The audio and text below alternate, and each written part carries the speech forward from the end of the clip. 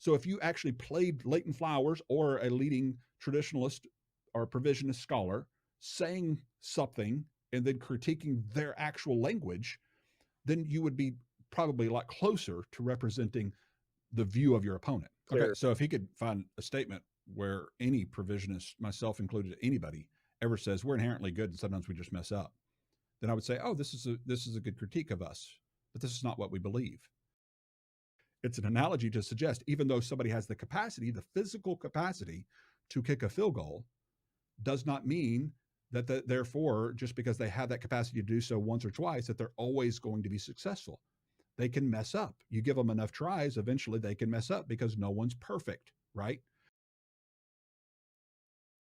And I found a common theme as I started building on them more and more, and that is that they're going to be offended by this, but I'm just going to say it. They have a very low view of sin.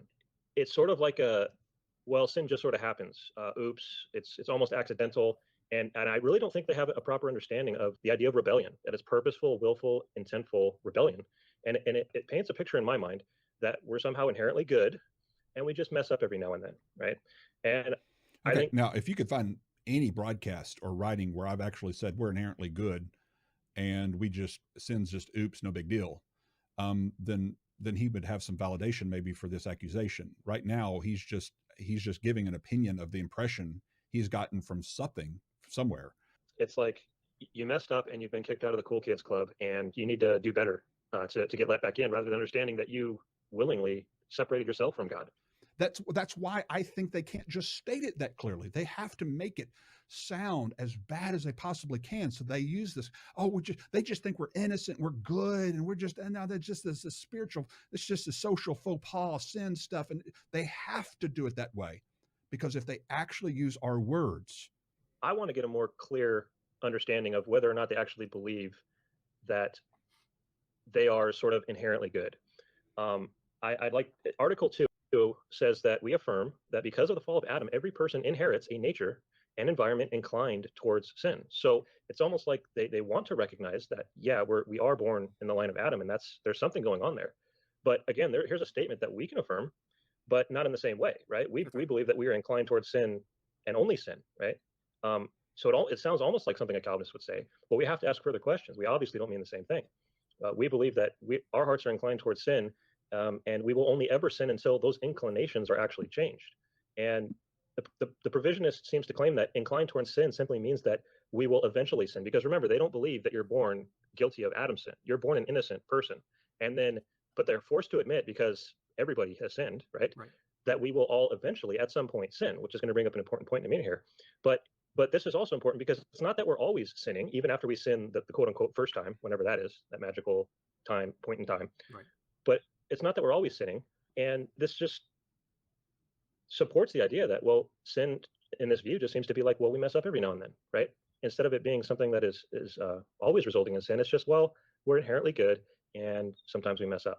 So I just would like a clear. Okay, so if he could find a statement where any provisionist, myself included, anybody ever says we're inherently good and sometimes we just mess up, then I would say, oh, this is a good critique of us, but this is not what we believe. So it's a straw man fallacy. And so I would appreciate if Colin would actually use our words versus inserting his own words into our view and saying this is what we're critiquing. I've always wondered, if free will is true, why has there never been a sinless human? And again, their Article 2 says every person who is capable of moral action will sin. And I actually asked this question of Leighton on one of his episodes. A lot of times at the end, he posts the comment questions and whatnot on YouTube. And I asked him, if free will is true, why has there never been a sinless human? And he basically accused me of not understanding his view of free will.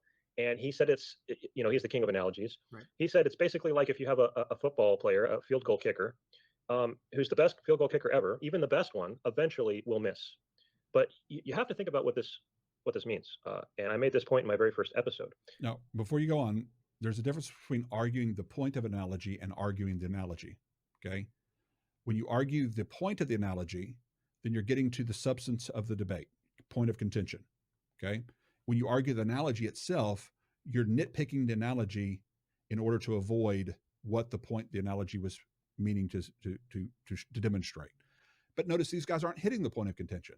They're erecting a straw man. And how are they erecting the straw man? oh, these provisionists over there, they just think sin's just this namby-pamby faux pas, social faux pas, and we're inherently good. That's really what they're saying. And it's not what we say.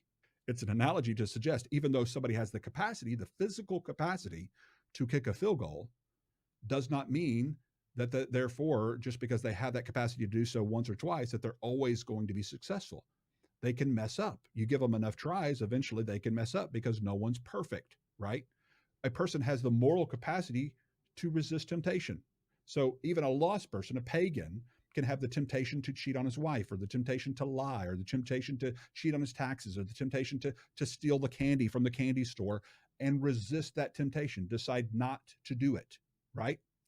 But does it mean they'll always do the right thing, or they'll never have a lustful thought? They'll never sin? No, just because they can have the capacity, the moral capacity to kick the field goal, to resist a temptation in one given time, doesn't necessarily mean that it's feasible to suggest that if you're faced with thousands of temptations, that you will always choose to do what is right. They're going to, I mentioned earlier, started this all out by saying that their view of sin makes it seem like it's just accidental and almost like a victim mentality, like, oops, it happened. But it comes, guys, from your spokesperson, your foremost spokesperson, Leighton Flowers, with analogies Right. like field goal kickers missing, like, oops, he missed.